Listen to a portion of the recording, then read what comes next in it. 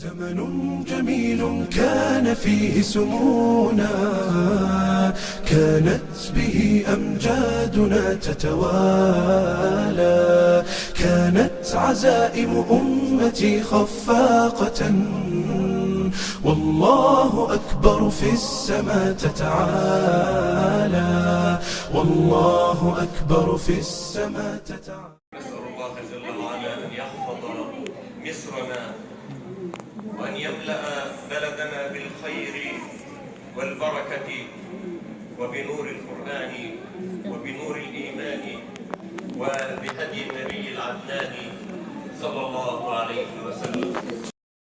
تنزل عليهم السكينة وتحفهم ملائكة الرحمن ويذكرهم الله في من عنده، فهل بعد ذلك من عزة وفخر وانتصار؟ وخارج أسوار المساجد يقف المجتمع منتظرا أبناءه الأطهار وشبابه الأبرار، يعتريهم الشوق لمعانقة الجيل الصاعد الذي يوما سيقود ويكون نبراسا للتقدم والصعود. حفظوا كتاب الله فارتفعوا عن أوحال الشهوات ومزارق الشبهات، وصموا الآذان عن ضجيج الفتن والملهيات. طوبى لهم إنهم حملة القرآن. يقول الله تبارك وتعالى: وإنه لكتاب عزيز لا يأتيه الباطل من بين يديه ولا من خلفه، تنزيل من حكيم حميد. ويقول الله تبارك وتعالى: ثم أورثنا الكتاب الذين اصطفينا من عبادنا. ها هي مدرسة القرآن الكريم تخدم عاما حافلا بالإنجازات. أكرم بقوم أكرموا القرآن وهبوا له الأرواح والأبدان، قوم قد اختار الإله قلوبهم لتصير من غرس الهدى بستانا. وخير ما نبدأ به هذا الحفل المبارك هو كتاب الله عز وجل مع الطالب مؤمن أحمد. أعوذ بالله من الشيطان الرجيم. بسم الله الرحمن الرحيم. إن هذا القرآن يهدي للتي هي أقوم ويبشر المؤمنين الذين يعملون الصالحات أن لهم أجرا كبيرا. والآن مع فضيلة الشيخ طارق عبد الحكيم، عضو لجنة مراجعة المصحف في الأزهر الشريف وعضو هيئة كبار القراء في العالم الإسلامي المحققة.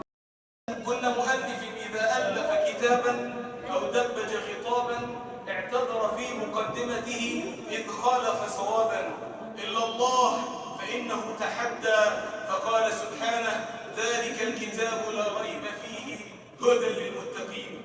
إن الجبال الشامخات على المدى يخشعن عند تلاوة القرآن، فاحفظ كتاب الله تحفظ دائما، ما أسعد الحفاظ في الأزمان. إن الجبال الشامخات على المدى يخشعن عند تلاوة القرآن، فاحفظ كتاب الله تحفظ دائما، ما أسعد الحفاظ في الأزمان. بارك الله فيك. ما شاء الله.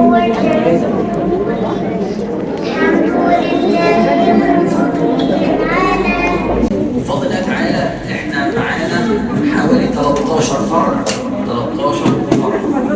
اللي مستمرين تحت اسمنا الى الان. 7 افرع معانا فيهم 2500 طالب، عشان ما تفتكرش نفسك ايه لوحدك. معانا حوالي 120 محافظ ومحافظه قايمين على خدمه اولادنا.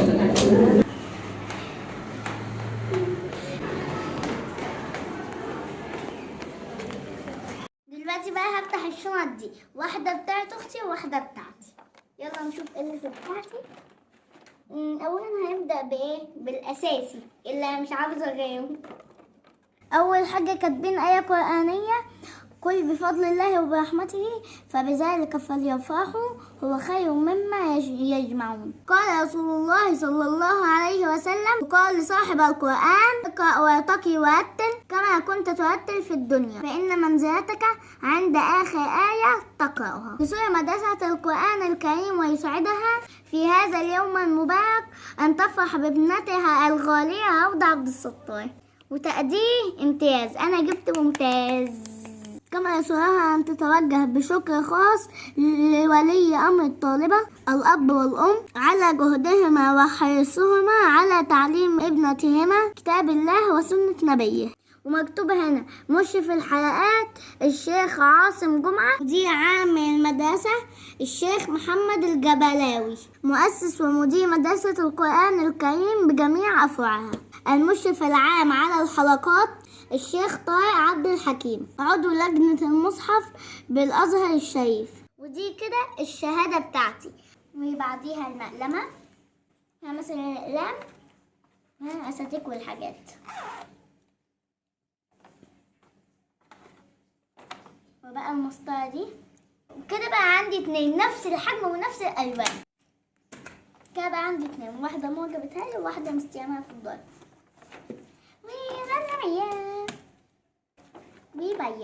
بايا قصدي. وبصوا بقى الاستيكات ديت، لو دورت فين ما كنتش الاقيها. جميلة قوي استيكات. في حكاية القلم دوت مكتوب عليه اسم الدار. بصوا القلم الرصاص مكتوب عليه، لا القلم الرصاص مش مكتوب عليه. بصوا كاتبين على الشنطة ايه؟ رقم حفل تكريم أهل القرآن. ودي الشهادة بتاعت أختي. هما بيدوا الهدايا حسب السن. هما امتحنونا، يعني كان لازم يعرفوا الطلبة دي سنها قد ايه. جابوا لأختي مصحف. المصحف ده اسمه المختصر في تفسير القرآن الكريم، ويليه أحكام تهم المسلم.